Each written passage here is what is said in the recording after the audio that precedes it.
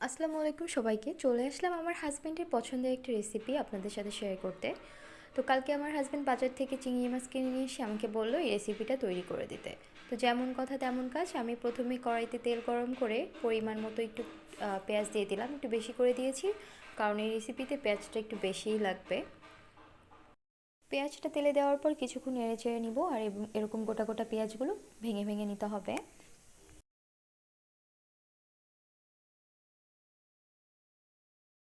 এরপর কেটে রাখা আলুগুলো আমি পেঁয়াজের মধ্যে দিয়ে দিব।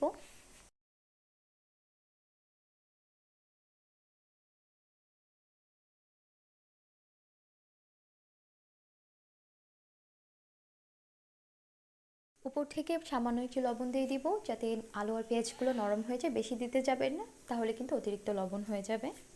লবণটা দেওয়ার পর আলু আর পেঁয়াজটা কিছুক্ষণ ভেজে নিতে হবে।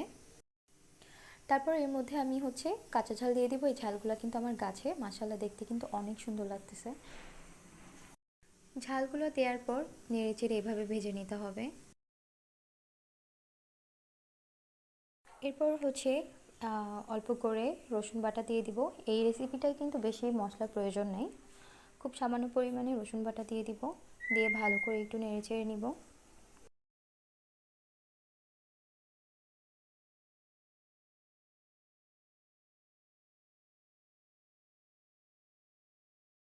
তারপরে অল্প পরিমাণে জিরা গুঁড়া দিয়ে দিব।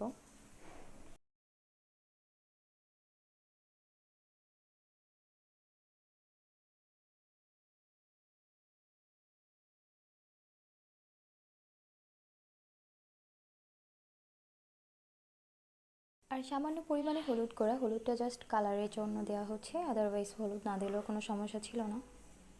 সব মশলাগুলো দেওয়ার পর এবার ভালো করে পুরো মশলাগুলো আলু পেঁয়াজের সাথে মিক্স করে একটু নেড়ে চেড়ে নিতে হবে। দেন মেন ইনগ্রিডিয়েন্টস যেটা হলো চিংড়ি মাছ, এটা ধোয়া চিংড়ি।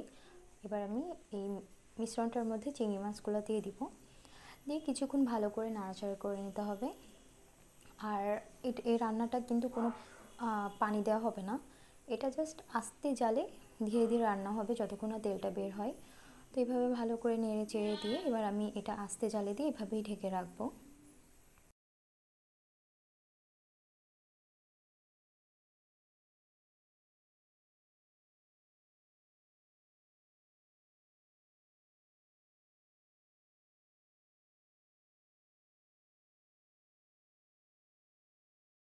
কিছুক্ষণ পর পর কিন্তু ঢাকনা উঠিয়ে আপনাদেরকে নেড়ে দিতে হবে, না হলে এটা কিন্তু তলে লেগে পুড়ে যাবে।